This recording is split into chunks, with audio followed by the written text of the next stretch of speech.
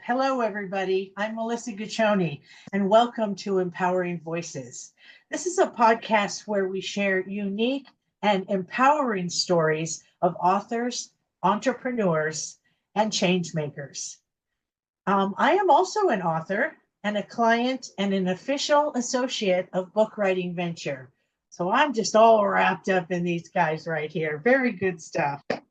So just let me take a moment here to invite our viewers and listeners to click the like button, subscribe. If you have any questions along the way, please leave those in the comments for us. And now, this is the fun part right here. I am so excited to introduce a very special guest today, renowned author Don Meyer. And I have just a couple of things here, bullet points, Don. Welcome, first of all.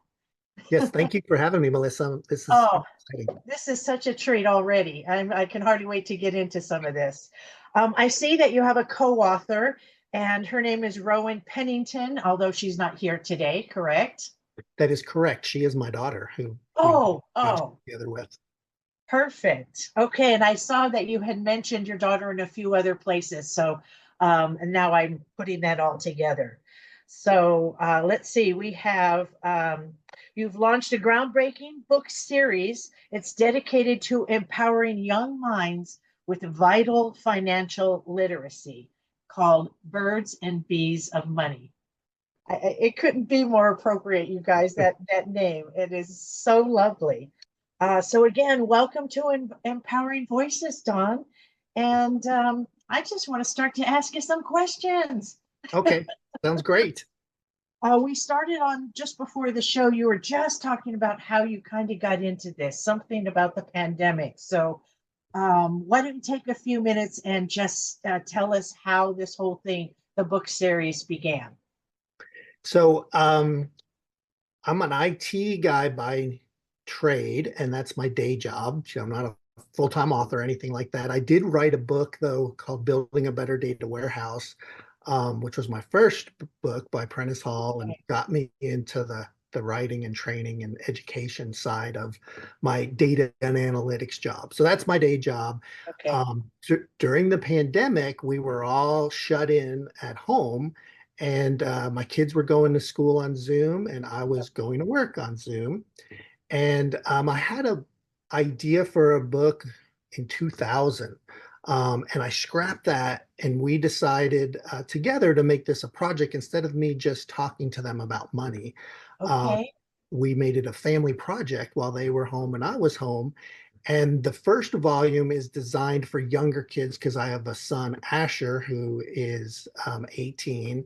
And essentially, we started this in the pandemic, so he was like 14 at the So, time. right. Yes. Yeah. So it's for people to just kind of, before they get their first debit card, understand money and savings, and that you're not entitled to anything. And basically the main concept in that section or volume is that money you receive as gifts, because you're a teenager, you Okay. should put a portion aside for savings and a portion aside for spending, instead of spending the whole thing as soon as you get it.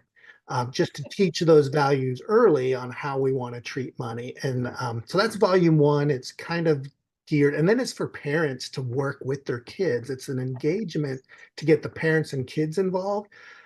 So ideally for parents reading that section, they could set their kids up for success when they're first born, when they're, toddlers, and get that money situated for these talks when they become teenagers.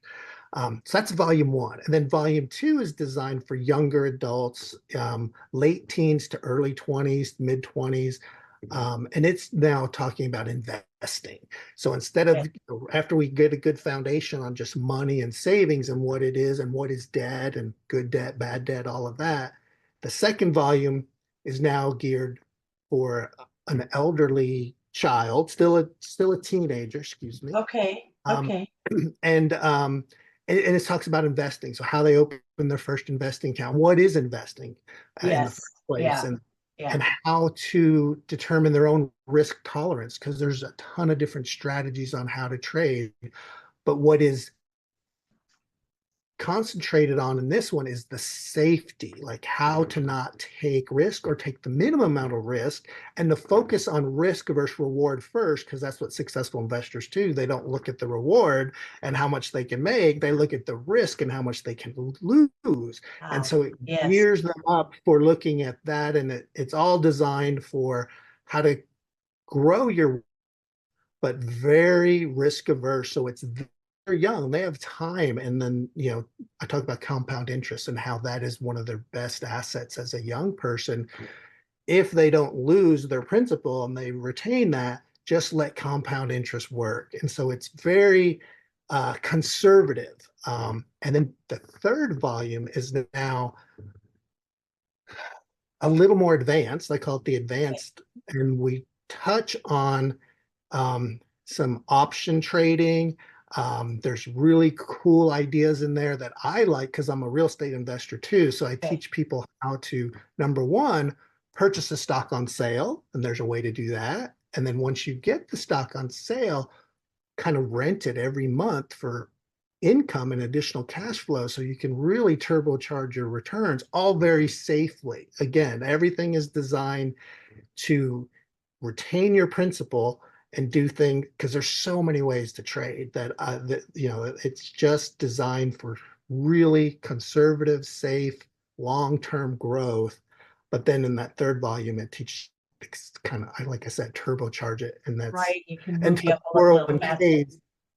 Yeah, then in 401ks now at that age, because you're, already established in a job, and Okay. what do you do with your 401k, and what are taxes, and how does that affect your investment? So it's really an advanced volume, and so I've packed all of it in there for depending on what age you are, Correct. and get some value out of this series. Well, it is the way that you explained it is do not really have any education in finance or investing of any kind. So most of the time it sounds either like I don't understand it or scary. Those are my two places where finances go. So as I was getting to know your first book there, I was like, well, I'm just going to start here, like a teenager would or a 10-year-old would, and just go through it and see. Obviously I have a few things. Being 60 years old, I had to have gotten through life, but why not really get that foundation settled? So I'm looking forward to that. I'll have to give you a report a couple months down the road on how that's going. But the thought is, I wasn't really able to give my kids much, but I can certainly get my grandkids started. And my boys are in their 30s. I mean, they can also improve their financial education. So right off the bat, I'm gonna be buying your book for Christmas presents, I think, Don. Oh, that sounds exciting. And yeah, that first volume is good because it's a lot of terminology that just kind of sets the groundwork for, because they don't teach any of this in schools. And so this is designed to augment that.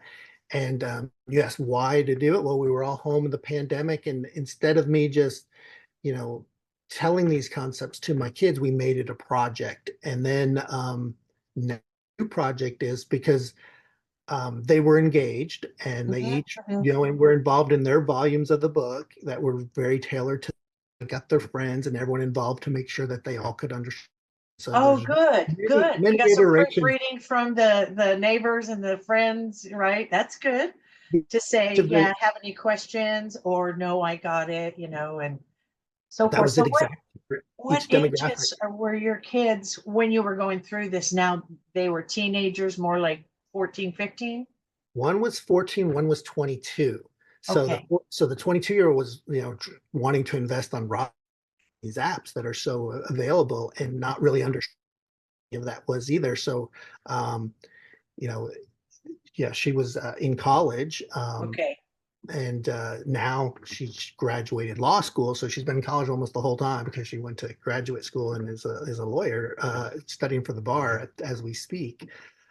But yeah, uh, her peers and his peers for each of the Okay. demographics, went through many iterations to make sure that, oh, you have any additional questions? How can I, maybe say things differently to kind of get the Yes. messaging across? And so all of that fun happened while we were, in the pandemic. It was really During a this. fun project. And now we're trying to market it, because at the time, this wasn't a marketing idea. This was, how do I get my kids involved and help them understand this concept and make it fun?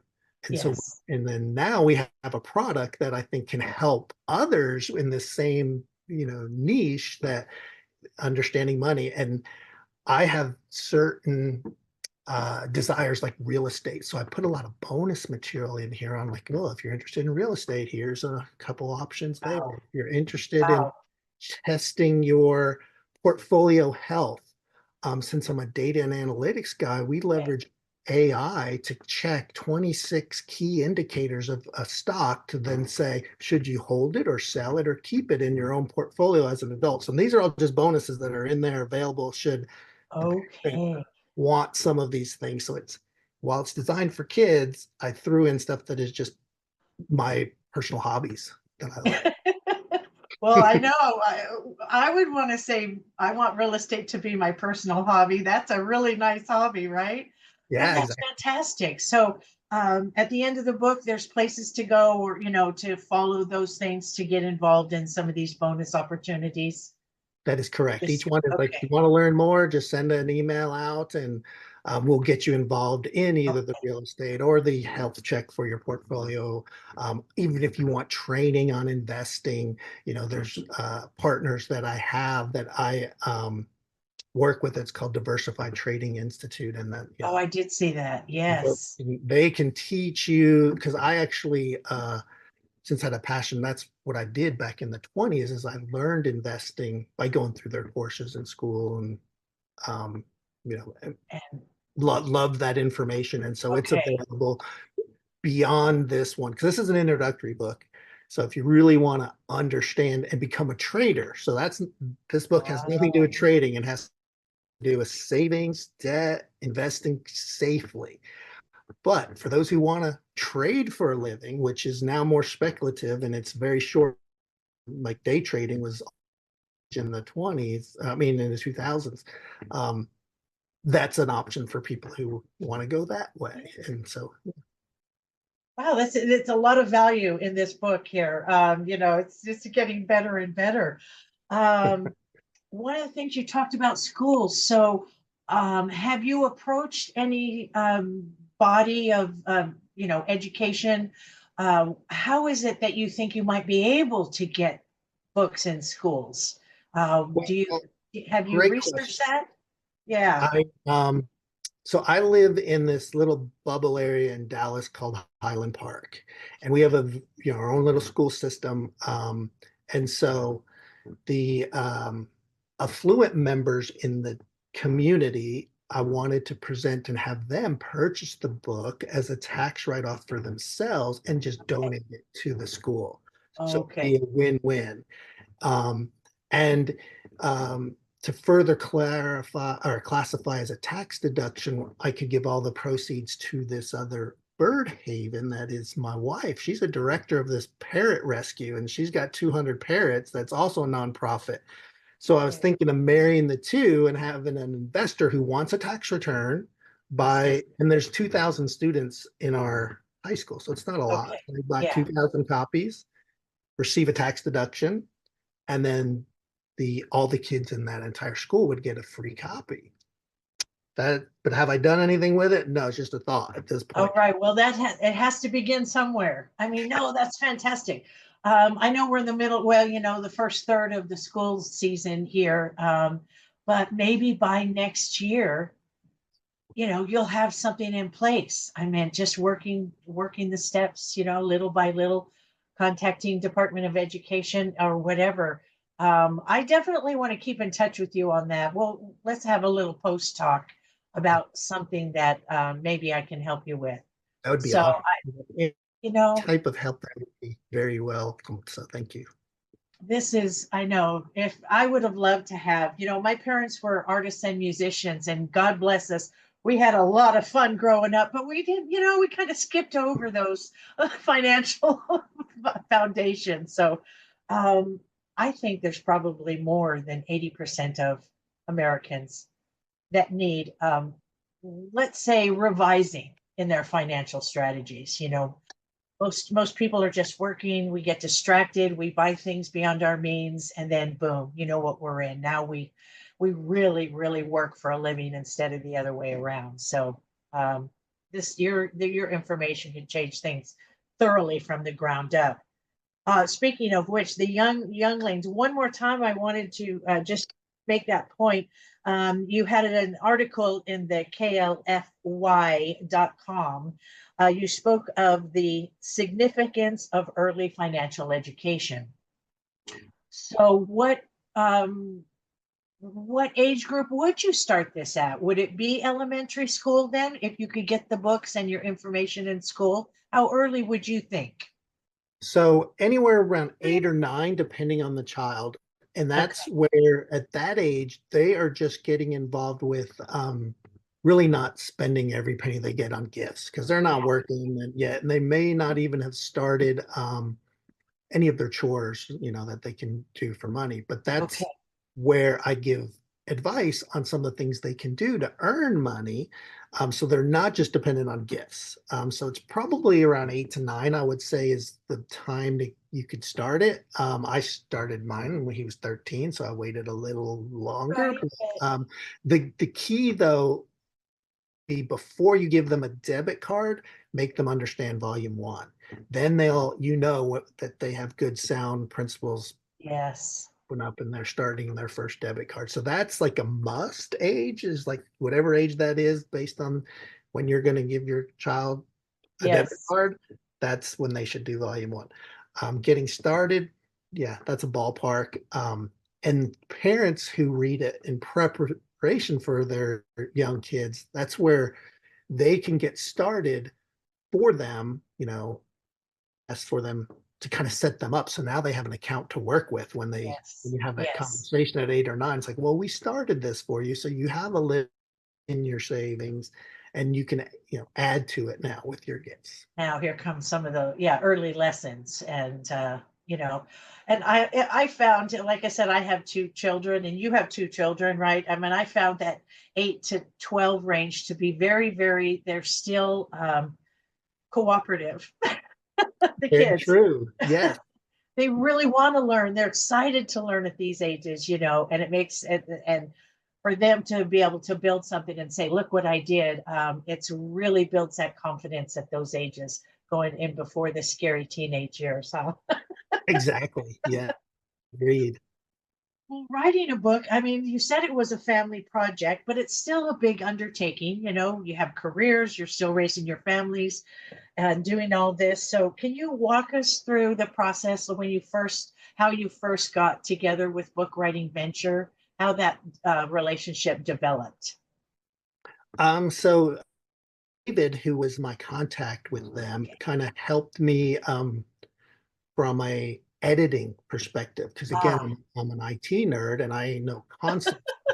Converting it into proper grammar is a challenge for me.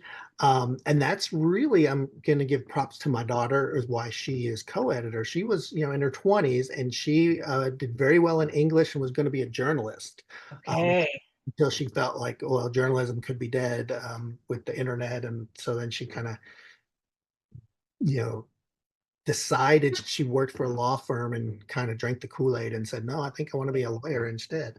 Um, but so she was the one who actually edited the material initially. And then, um, the venture kind of came in and helped me Okay. polish it up a little bit and turn it Yes. into from something that was a working draft, let's say, into a product that is now, marketable.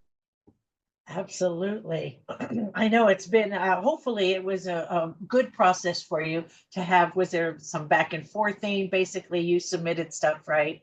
And then it would come back to you for proofing and That's exactly reviewing. the process. Correct. I would send them a draft. They would go through a portion at a time. Volumes, we would focus on a volume at a time, and Okay. Okay. it was a very iterative process as maybe they were working and editing volume one. We were still drafting and tweaking and doing the iterative approach with it, that demographic ourselves. And so it was, an evolution, and I call it iterative, a very iterative process. Good. Well, I kept moving on down the road. Was there any challenges that came up, like anything large, anything that just kind of stopped, like, stopped you or? So there was no real challenge with the process of turning the information into a refined product. But now Okay. we're in the marketing, and we're talking about this, podcast. This is all new. I Yeah. stayed away from social media forever. Being an IT guy, just didn't want it and try to keep my kids off of it. But now to market this, that's where the challenge is, because this is all learning. I don't know much at all about social media and doing podcasts. So this is very, nervous for me, like to do this, but yeah, this is where the challenge is. We're now at the Okay. point where how do we, and that's where the help is coming in with this podcast and responding to questions, and getting everything out there on Instagram or Facebook. Exactly. I know Wherever it's it's a big open. learning curve for us boomers, isn't it? That I'm It is. actually in the same boat. I just have dabbled, here and there, and now all of a sudden I'm hitting the books hard. Well, it's not books anymore, but Yeah. So that's where the challenge is for that I've found, and my kids have found. It's at this point in the process is now all learning. it's okay. Yeah, I did see that you had Facebook, and I think it was Instagram. I think it was, or maybe it was LinkedIn. I can't remember, but so that's a good start. So yes, Yeah. which is all data and analytics profile.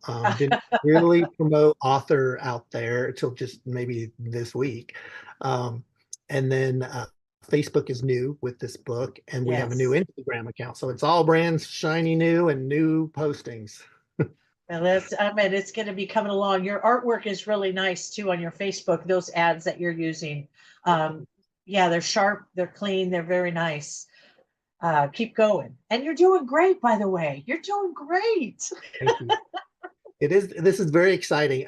There's one key piece I do want to mention about the book. Please. And this is something that I learned by doing this process, so that I was an aha for me, that I want other adults who read the book to kind of Okay. as a takeaway. So like, what would be the one key takeaway?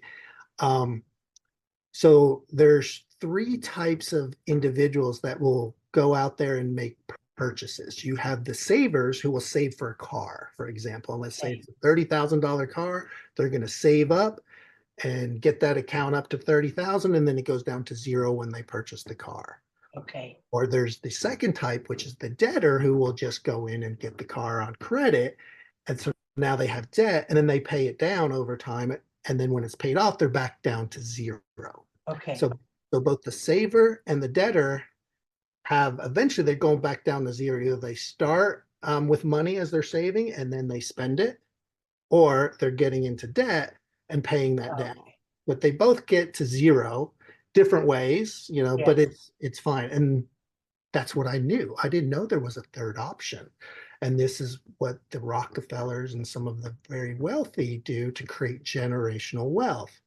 And what they do is they become a bank themselves. So they set up an account that works as a tax deductible account. They fund it. And so let's say you fund that account now with $30,000, Okay. then you borrow from it and pay yourself back. So once you pay that $30,000 back, you end up with the car and that money because you were your own bank with this. And so that third way is another bonus I added for people who are interested in that. But that's like the big aha that I got from doing this project, that is can change everybody's way to use wealth, that I sure didn't learn in school, and I didn't even know it when we started this project. And Right. when that became aware, it's like, wow, that was the aha moment for me. And so I wanted to touch on that. I know you didn't ask about that, but it's like one extra thing that to me is the if you if you're an adult and you want to learn something from this book, that is Yes. the takeaway. That is a takeaway. And yes, you please bring up anything. If I don't hit on any key points, please bring it up, because that's why we're here, is to talk about those moments and the things that can help our audience the most. That's an incredible idea. And if I may ask a point on that, so how would I initially get that first? Let's say use that $30,000 again. How do I get that in there to start with? Is that first a savings process? I have to start getting that first.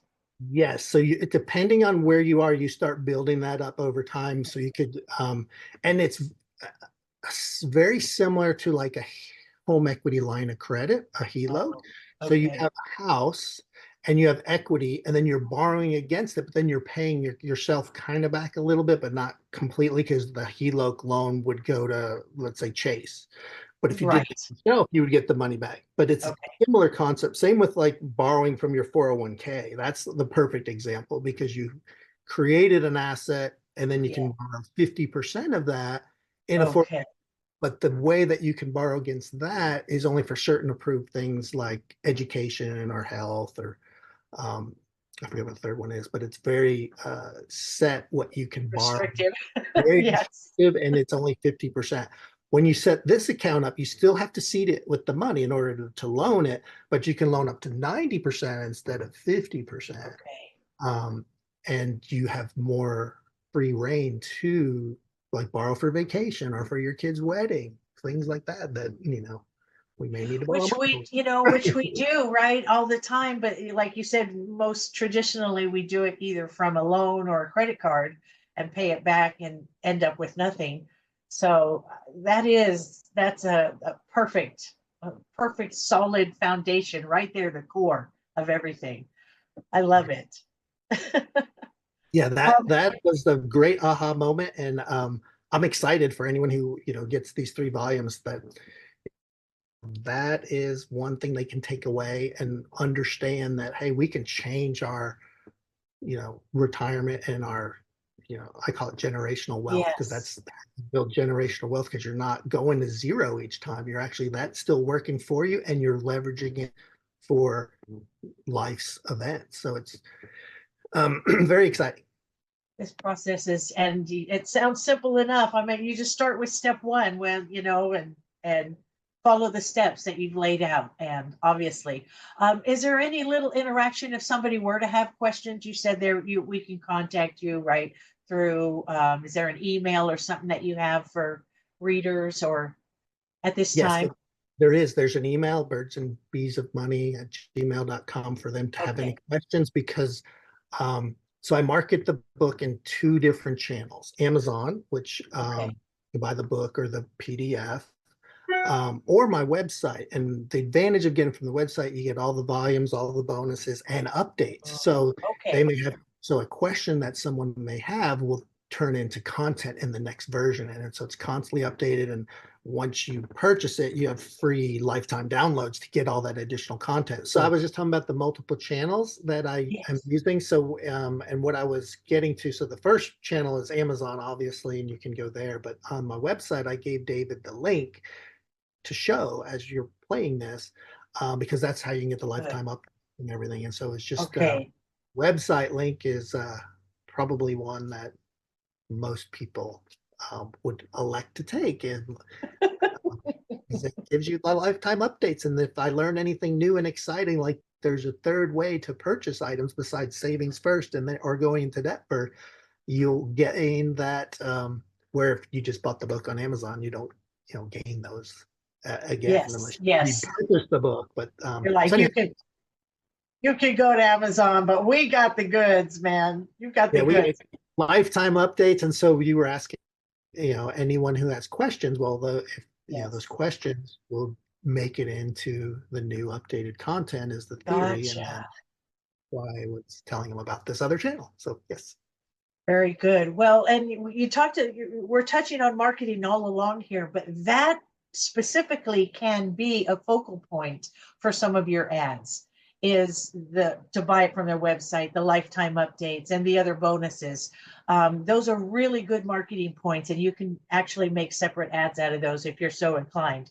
It will be an attention getter for people. Buy the book or buy the book and get lifetime updates. It's a pretty easy decision. So Perfect. Yes. yeah, bring that in. Leading me to my favorite question that I ask authors is, are you going to do an Audible book? It's my favorite topic. It's my favorite area. Love Audible. So tell me your thoughts. I'm going to say yes because I was at a Friendsgiving potluck last Friday, just right before Thanksgiving. And I was telling someone I just met about the book, and their very Okay. first question is it available in an audio book? And I said, no, not yet. So that was their first question. I believe that is a lot of people's nowadays Yes. desired way to consume books. My wife particularly, she used to read like many Mm. books a week. Now she's consuming the same amount, but it's all audio via the car, Yes. or, iPod. So the long answer is yes. I'm kind of nervous about being the narrator myself. I'm going to try to see if my daughter Rowan might want to take on that role, or even my son Asher. But the answer is yes. I just haven't figured out how to do it and what that Very looks like. good. Well, I'm only going to make a small bullet point here, and we can discuss it later. But at Book Writing Ventures, we do Audible services as well. Okay, So perfect. it may be something that I can show you and see if there's any interest there, and we'll get into that later. But I just want to go back to being a fan of being Audible too. I mean, have it on instead of like TV or something. I can have books on while I'm cooking in the kitchen or gardening, like you were saying, taking a walk or driving. It has really helped my consumption, and then it's a different part of the brain too, that when you're reading and listening, it gets into a little bit of a different part of the brain. So if you're doing both, you're really getting the information, because you're using both sides of the brain there. But uh, Exactly. I went to a seminar maybe now 30 years ago, but they said to don't just listen to the book. If you can, listen and read along. And if you can't, yes, have your fingers, you can get all three senses involved and you will retain it more. it's It made sense. exactly. Our brains are fabulous things. We need to know more about them. We have this fabulous tool. It's like, how are we going to use it? Better and better as we go along, Don. Better and better. So you're a father, a businessman, an author now, and now you have of all these things happening in this busy world. How is it that if you were going to talk to a new writer, somebody who hasn't quite put that forward yet, how would you say that maybe you balance that, all of your schedule like that, having so many things there? Also, and how did Book Writing Venture help you with that balance? Um, so it's no different than any other goal that you want to achieve. You kind of have to break it down to its individual steps that you can do, and then you just keep chipping away at it. And Okay. with what they've helped with is the accountability of a timeline. Now, I could have blown the timeline, but because I'm not paying for the service, but having that accountability to say, all right, this chapter is due. Let's go through and get that done Okay. this week, find the time, and then you just, for me, I just have to block out that time to work on it. Doing everything else, like you said, as you're juggling, you have to just find the time, block it out on your calendar. And I'm very calendar oriented, Yes. very goal oriented. And so if I put those together, I'll find a way to kind of get it done, and at least make progress. Um, I didn't always adhere to the deadlines, but Mhm. progress was made and eventually the goal was achieved. And so um, that's the advice for them, is to just break it down. Indeed. Like any other project, writing is no different. I'm not an author, but I now have two books that I've written and a couple articles, so I maybe am becoming one. Maybe you can put that name, that title under your name there, right? That's step by step. I find in today's world that I'm having to learn how to say no to things that maybe I included. I find that I don't like the rush pace that I had when I in my 40s, even my 50s. So learning how to say no, and also what you're doing too, that structure, taking that first step, taking one step, getting that done, not procrastinating, because then I'll just have two steps later. So, it is a good and book writing venture. I'm also writing a book, or I've written a book, and I'm working with David to help finalize my book now. So that will be coming forward very soon. And I also found that accountability was crucial, and it probably saved the whole project. Very nice. Yes. And so I look forward to talking more about that with you. But If that so let's accountability, see. one last comment on the accountability, that Yes. works in all areas of your life. So even like I like to go work out, but if I make an appointment with a personal trainer, I'm like 95% more likely to show up and keep it because of that accountability that we scheduled it. If I am going myself, well, maybe it's 50-50. Yeah, there you So go. that accountability is crucial. And maybe not everybody needs that, but certainly I realize I do. Yes. Good points. Thanks for bringing those up. I think a lot of people need that little extra. Um, well, let's see. Well, what's next for you? Let's see. You have the three books, and those are all ready to go. They're packaged, right? I know you said you're working on getting these out, but tell me, maybe, is there any other actual projects, or is it just furthering the distribution of this beautiful book series? A great question. So definitely distribution is a project, and that's marketing. And my son, who's just a freshman now in college, wants to major in marketing. So hopefully together we can get him on this social media marketing and help push it. So that's one. But the other Yeah. one is with the real estate, I'm very much a standard operating procedure kind of guy to create a process and then train people on the process. So I have some interns who are working for me, who are college kids, just graduated, from high school. And I don't have to, but I'm choosing to train them on real estate, and I'm breaking it down into individual steps on how to market, how Oh, to qualify, how you talk to these sellers or to the potential buyers, how you do a property analysis, how you do repair analysis, how you create an offer. Each one of those steps is documented and I'm training. And so that could be packaged into another audible or training yeah. material. A So course. It's basically your course. yes. Yeah. So right now it's the secret sauce for my team, but that Okay. could be a project that becomes the next thing that could be sold potentially. Um, with the doing the analysis that all realtors have to do, they do a competitive market analysis, CMA, where they're picking Mhm. comps of recently sold properties that are near the subject property that is for sale. All Okay. realtors have been doing this for years, and they go to the MLS and they create their little sphere of properties, and that's where it differs depending on the real ones they pick. Just the closest ones are the ones that are the same square feet, but there's a process. And what I've done, again, since I'm an IT guy, is I've added artificial intelligence to that. And so with Copilot and Chat GPT, you're adding information so that it can do the comparables. Like, let's say one house has an extra bathroom. Well, how do you account for that? Another house may have a new roof.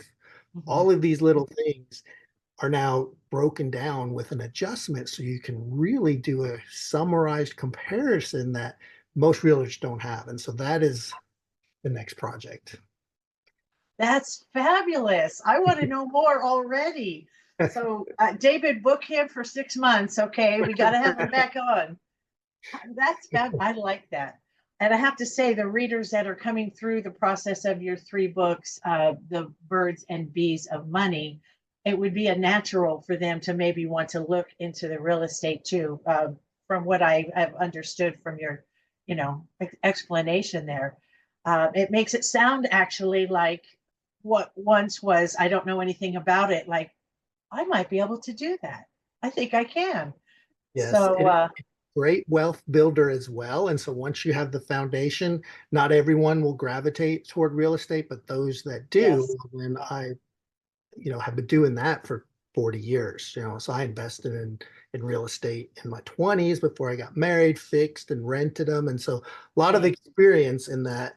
And like, when we started, that's one of my hobbies. So that could be an offshoot, and the next project Absolutely. is just evolving essentially. Right. People's knowledge it's so wonderful. We're in this age of sharing and such, so many diverse ways of sharing. We don't have to be isolated. Just because my father was, a shoemaker doesn't mean I have to be a shoemaker anymore. We really, really can reach out and find out where our passions are. And I am so glad that you have had a passion, you and your family, to share this beautiful information with everyone. I'd just like to ask, kind of towards the end here, if there's anything that you would like to share with the listeners and the watchers here today. Do you have any last comments or thing that you would like to say? I already hit the key takeaway. That would have been Yeah. for right now, because that is one area that to me, I boil things down like, what's the key takeaway? And that's a key takeaway for someone like me who's already, a parent, already Yes. have Yes. lived and already had some experience, and so now I can take that and actually implement that myself, which I am.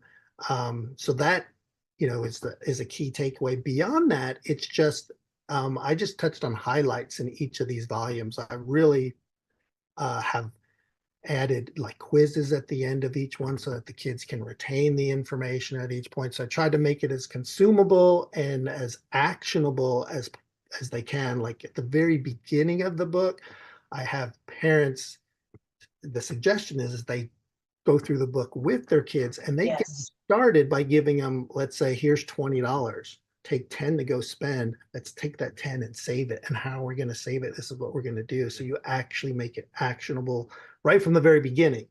And so that's, I guess, another takeaway is that it's not just information, it's Yes. information designed for you to take action and learn and create those foundations that will help support you throughout your life. I know these days there's just really no other way. Yes, information and knowledge is power, but action is where we really see the manifestation of our dreams. Yeah. Those action steps are the ones that give us the confidence, because we're seeing ourselves either improve or grow, any of these positive attributes, self-confidence, knowing, how to think for ourselves and then put things into action. Don Meyer, you have done a good thing here. Thank This you. is The Birds and Bees of Money, Don Meyer. And what's your daughter's name again? Rowan Pennington. Rowan Pennington. It has been such a good hour that we have got to spend here. Like I said, I bought your first book, but now I'm going to go get the rest. And I will. I'm going to be taking those step by step and walking through that. I love the fact that there's either checklists or actionable steps. Those smaller portions, instead of giving me too much at once, these smaller bites of things to do has helped me proceed in other areas of my life. So I really look forward to a financial, you know, turnaround, really. Just let's see that arrow go straight up, shall we? It's funny as you talk about that. My wife's first comment when she read it, she's like, kids don't have an attention span. So how do you Mm, want? So I said, well, they can just go to this summary page with the action items and just do that one little. So instead of reading it all, they could just cheat and go to the highlights if they wanted to, for their attention span. And so that was yes. added from comments from, well, like, hey, kids can't sit there that long and grasp all this information. So it's designed for that purpose as well. Fantastic. Well, thank you so much, Don. Really, I've enjoyed our time here. I've learned so much. I know that people, they should be just clicking on that button and ordering your book. I see markets as young parents and then grandparents. Also you want to hit those 50 plus, saying, hey, I like me. I didn't get that for myself, but I can certainly do something for even my children and my grandchildren. And so I think your market is big, and once you get that in schools, we're going to see a wave of responsibility in America like no other. And this is a That good would be start. awesome. That would be so awesome. Thank you so much, Melissa. This has been awesome. Well, thank you for being here. And we'll make sure that David puts you on the calendar for a few months down the road because we want to see what's happening with your life. And I'm just going to talk to the audience here just for a few seconds and just say thank you to our valued listeners for being here today. The Empowering Voices podcast, we like to bring on people again that are new, innovative, empowering voices for the world. If there are any questions that you have from either this episode or anything in general for Book Writing Venture, you please email me at melissa@bookwritingventure. And any one of our talented staff can help if you go straight to the website to ask any questions. And I guess that's about it for today, you guys. I am your host, Melissa Guccione, Empowering Voices podcast, and we look forward to having you back here next week for another exciting version of this podcast. And remember, we are your partner in success, so keep dreaming big. Thank you.